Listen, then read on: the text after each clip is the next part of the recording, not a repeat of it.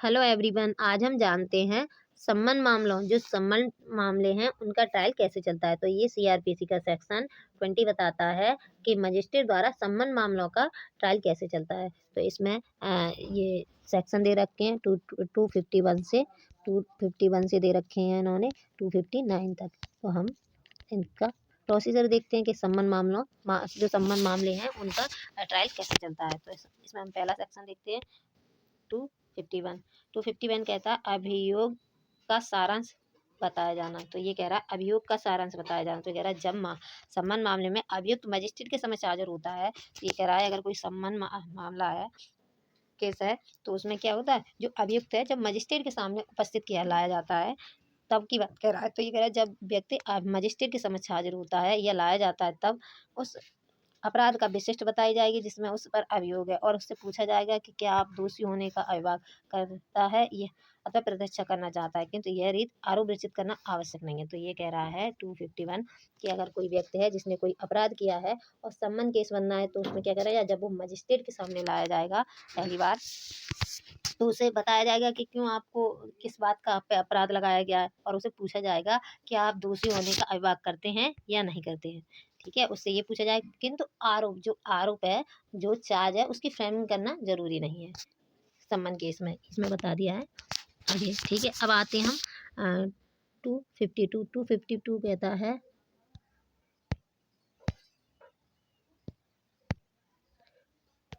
252 कहता है दोषी होने के अभियोग पर दोष सिद्धि। अगर वो कह देता है कि हाँ मैंने ये अपराध किया है, और उससे पूछा जाएगा पहली बार जब कोर्ट में लाया जाएगा, तो फिर उससे पूछा जाता है तो वो कह देता है, अभियुक्त कह देता है हाँ, उसने अभिवचन कर लिया कि हाँ, उसने कन्फेस कर लिया कि हाँ मैंने ये अपराध किया है। तो फिर क्या करेगा न्यायालय, जो उसने कहा, जो उसके डॉक्यूमेंट है, अभियोग है, उसे लिख लेगा। लिखबद्ध करने के बाद उसे क्या करेगा, उसे सजा दे देगा,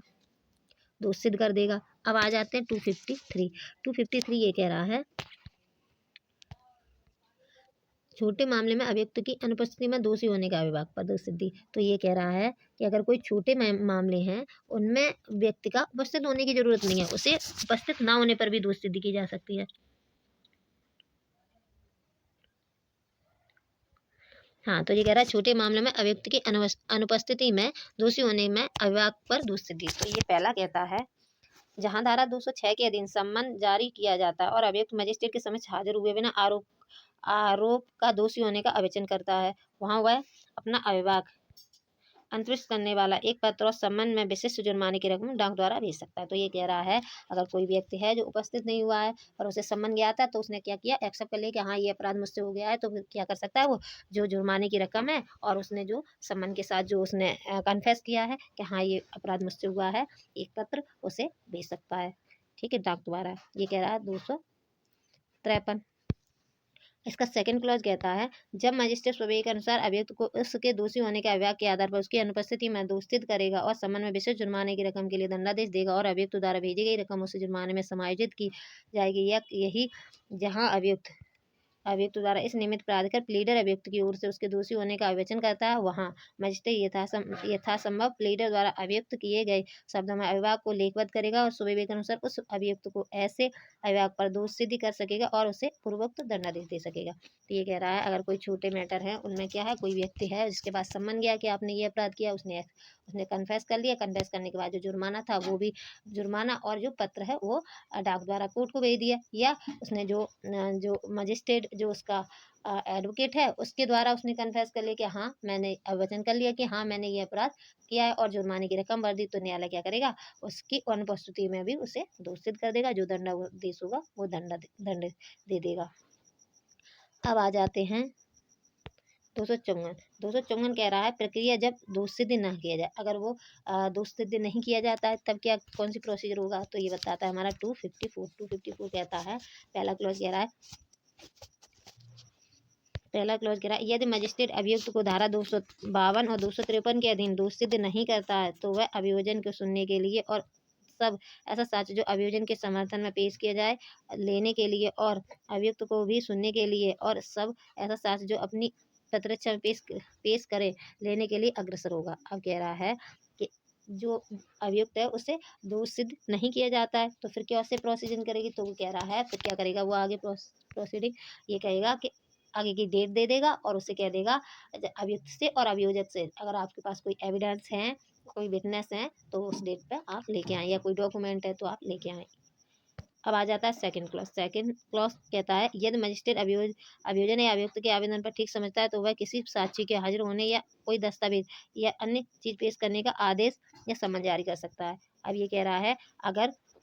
अगर कोई अभियुक्त या अभियोजक ये चाहता है कि किसी के पास डॉक्यूमेंट है या कोई व्यक्ति है, कोई विशेष व्यक्ति है, उसे बुलाना चाहिए सम्मन करके, तो फिर वो कोर्ट से कह सकता है कि, तो वो कोर्ट क्या करेगा, उनके बताए अनुसार, अगर न्यायालय को लगता है सही लगता है तो फिर क्या करेगा, उस व्यक्ति के लिए सम्मन निकाल देगा। ठीक है। अब थर्ड ये कह रहा है मजिस्ट्रेट ऐसे आवेदन पर किसी साक्षी को सम्मन करने के पूर्व यह अपेक्षा कर सकता है कि विचार के प्रयोजन के लिए हाजिर होने में किए जाने वाले उचित व्यय न्यायालय में जमा कर दिए जाए। अगर कोई सम्मन करवा रहा है या अभियुक्त या अभियोजक, तो फिर न्यायालय क्या करेगा, जो सम्मन भेजे जाएंगे तो उनके लिए खर्चा, जो भी प्रोसीडिंग की जाएगी उसके लिए खर्चा कौन देगा, तो कह रहा है न्यायालय में वो जमा करवा लेंगे। ठीक है, अभियुक्त से भी और अभियोजक से भी। अब आ जाते हैं 255। 255 कह रहा है दोष मुक्ति या दोष सिद्धि। तो अब आगे 255। तो 255 कहता है यदि मजिस्ट्रेट धारा 254 में निर्दिष्ट साक्षी और ऐसे अतिरिक्त साक्षी यदि कोई हो जो वह सुटेना से पेश करेगा, लेने पर इस निष्कर्ष पर पहुंचता है कि अभियुक्त दोषी नहीं है, तो वह अभियुक्त का आदेश अभिलिखित करेगा। तो ये कह रहा है हमारा सेक्शन 255, अगर कोई व्यक्ति है जो, अगर कोई साक्ष्य वगैरह है वो ले लेता है कोर्ट और उसे लगता है कि अभियुक्त तो दोषी नहीं है, तो फिर क्या करेगा, उसे दोष मुक्ति का आदेश दे देगा। अब आ जाते हैं सेकंड क्लॉज। सेकंड क्लॉज कहता है जहां मजिस्ट्रेट धारा 325 या 360 के अधीन उपबंधों के अनुसार कार्रवाई नहीं करता, वहां यदि वह उस निष्कर्ष पर पहुंचता है कि अभियुक्त दोषी है, तो वह विधि के अनुसार दंडादेश देगा। अगर न्यायालय को लगता है एविडेंस वगैरह देखने के बाद कि नहीं, जो अभियुक्त है उसने अपराध किया है, वो दोषी है, तो फिर क्या करेगा, उसे दोष सिद्ध कर देगा और दंडादेश दे देगा। अब आ जाते हैं हम थर्ड पॉइंट पे। थर्ड पॉइंट कह रहा है कोई मजिस्ट्रेट धारा 252 या 255 के अधीन किसी अभियुक्त को चाहे परिवाद या सम्मान किसी भी प्रकार का हो, इस अध्याय के अधीन विचारण किसी भी ऐसे अपराध के लिए जो स्वीकृत या साबित सत्यों से उसके द्वारा किया गया प्रतीत होता है, दोष सिद्ध कर सकता है यदि मजिस्ट्रेट को समाधान हो जाता है कि अभियुक्त पर कोई प्रतिकूल प्रभाव नहीं पड़ेगा। ठीक है, तो अगर न्यायालय को लगता है कि उसे समाधान हो जाता है कि दोष सिद्ध कर देना चाहिए, तो फिर क्या करेगा, उसे दोष सिद्ध कर देगा। ठीक है। अब आ जाते हैं हम 256। 256 कह रहा है परिवादी का हाजिर न होना या उसकी मृत्यु हो जाना। अब ये कह रहा है कि कोई जो परिवादी है जिसने कंप्लेंट की है, अगर वो हाजिर नहीं होता है या उसकी मृत्यु हो जाती है, तब प्रोसीडिंग क्या होगी आगे, तो ये बताता है हमारा 256। 256 पहला क्लॉज कह रहा है यदि परिवाद सम्मन पर सम्मन जारी कर दिया गया है, यदि परिवाद पर सम्मन जारी कर दिया गया है और अभियुक्त की हाजिरी के लिए नियत दिन या उसकी तत्पश्चात किसी दिन जिसके लिए सुनवाई स्थगित की जाती है, परिवादी हाजिर नहीं होता है, तो मजिस्ट्रेट उसमें पूर्व किसी बात के होते हुए अभियुक्त को दोष मुक्त कर देगा जब तक कि वह किन्हीं कारणों से किसी अन्य दिन के लिए मामले की सुनवाई स्थगित करना ठीक ना समझे। तो ये कह रहा है अगर कोई कंप्लेंट की गई है, कंप्लेंट पर कोई केस चल रहा है और केस फाइल हो गया और आगे की मजिस्ट्रेट ने जो प्रेजेंट होने के लिए कोई डेट दे दी है, डेट भी दे दी है और अभियुक्त तो उपस्थित हो जाता है, अभियोजक उपस्थित नहीं होता है, जिसने जिसने जिसने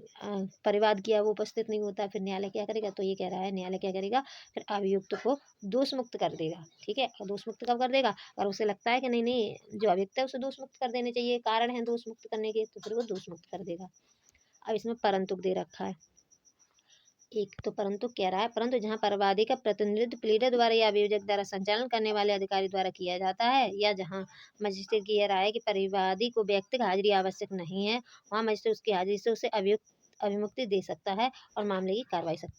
कार्रवाई आगे कर सकता है। तो ये परंतु ये कह रहा है अगर न्यायालय को ऐसा लगता है कि परिवादी है वो किसी विशेष कारण है इस वजह से वो अनुपस्थित हुआ है, या उसे लगता है कि उसे अभिमुक्ति दे देनी चाहिए उपस्थिति से, तो फिर वो न्यायालय क्या कर सकता है, उसे उसकी उपस्थिति से अभिमुक्ति दे देगा। तो ये कह रहा है अभिमुक्ति दे देगा और उसका प्लीडर वगैरह उसकी कार्रवाई करेगा, और तो कोर्ट क्या करेगा, आगे की कार्रवाई करेगा। अब सेकंड पॉइंट कहता है उपधारा एक के उपबंध जहां तक हो सके उन मामलों पर ही लागू होंगे जहां परिवाद की हाजिरी होने के कारण उसकी मृत्यु हो गई है। तो ये कब होंगे, तो ये कह रहा है अगर परिवादी की मृत्यु हो गई है, कोई विशेष कारण है कि परिवादी उपस्थित नहीं हो सकता, तब ये चीज लागू हो गई। अब आ जाते हम 257 कहता है परिवाद को वापस लेना। जो जो कंप्लेन की है उसे वापस लेने के बारे में कह रहा है। अगर कोई परिवादी है, उसने क्या किया, अपना परिवाद वापस ले लिया, तो प्रोसीडिंग क्या होगी, तो ये बताता है। तो कहता है यदि परिवाद किसी मामले में इस अध्याय के अधीन अंतिम आदेश पारित किए जाने के पूर्व किसी भी समय मजिस्ट्रेट के समाधान कर देता है कि अभियुक्त के विरुद्ध या जहाँ एक से अधिक अभियुक्त हो, वहाँ उनमें से सब या उनमें से किसी के भी विरुद्ध परिवाद वापस लेने के अनुज्ञा अनुज्ञा देने के लिए पर्याप्त आधार हैं, तो मजिस्ट्रेट उसे परिवाद वापस लेने की अनुज्ञा दे सकेगा, और तब उस अभियुक्त को जिसके विरुद्ध परिवाद इस प्रकार वापस किया गया उसे दोष मुक्त कर देगा। तो ये कह रहा है, अगर कोई परिवादी है अपना परिवाद वापस ले लेता है, तो जो अभियुक्त है उसे न्यायालय क्या करेगा, उसे दोष मुक्ति का आदेश दे देगा। ठीक है। अब आ जाते हैं 258 कह रहा है कुछ मामलों में कार्रवाई रोक देने की शक्ति। अब कोई कुछ में केस चल रहे हैं और उसमें कार्रवाई रोक दी गई है, तो उसके बारे में बता रहा है ये 258। तो ये कहता है परिवाद से भिन्न आधार पर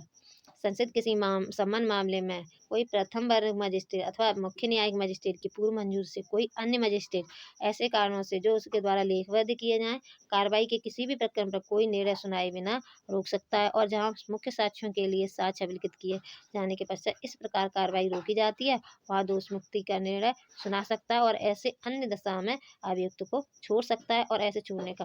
प्रभाव अनुमोचन होगा। तो ये बता दिया कि कुछ मामलों में कार्रवाई रोक देने की शक्ति, अगर न्यायालय को लगता है कि कार्रवाई रोक देनी चाहिए, तो फिर क्या करेगा, न्यायालय उसे कार्रवाई रोक देगा, और उसमें जो व्यक्ति है उसे दोषमुक्त भी कर सकता है और अनुमोचित भी कर सकता है। ठीक है।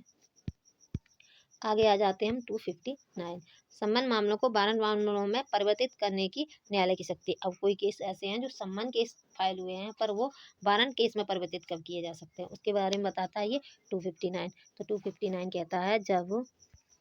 जब किसी ऐसे अपराध से संबंधित सम्मन मामले के विचारण के दौरान जो 6 माह से अधिक अवधि के कारावास से दंडनीय है, मतलब कोई सम्मन केस है और वो कैसा केस है, उसकी जो सजा है अपराध की वो 6 महीने से ज़्यादा है। ठीक है। तब मजिस्ट्रेट को यह प्रतीत होता है कि न्याय के हित में उस अपराध का विचारण जो ट्रायल है वो वारंट केस के विचारण की तरह किया जाना चाहिए। तो ऐसे मजिस्ट्रेट वारंट मामले के विचारण के लिए इस संहिता द्वारा उपबंधित रीत से उस मामले की पुनः सुनवाई कर सकता है और ऐसे साक्ष्य को पुनः बुला सकता है जिनकी परीक्षा की जा चुकी है। तो ये कह रहा है 259, अगर कोई केस ऐसा है जो सम्मन मामले केस फाइल हुआ था और उसका ट्रायल भी सम्मन केस चल रहा था, पर उसमें जो अपराध है उसकी सज़ा 6 महीने से ज़्यादा है, और मजिस्ट्रेट को भी लगता है कि इस केस की प्रोसीडिंग वारंट मामले की तरह होनी चाहिए, तो न्यायालय क्या करेगा, उसे वारंट केस की तरह उसकी प्रोसीडिंग करेगा, और जो विटनेस वगैरह हैं जो पहले आ चुके हैं तो उन्हें पुनः बुलाएगा, और जो कार्रवाई है उन्हें फिर से करेगा। तो न्यायालय से ऐसे सम्मन मामलों को वारंट मामले में संपरिवर्तित कर देगा, अगर न्यायालय को लगता है तो। तो ये हो गया हमारा सम्मन मामलों का ट्रायल। अब हम देखते हैं, ऐसे ही हम एक एक करके सारे ट्रायल पढ़ लेंगे। Thank you.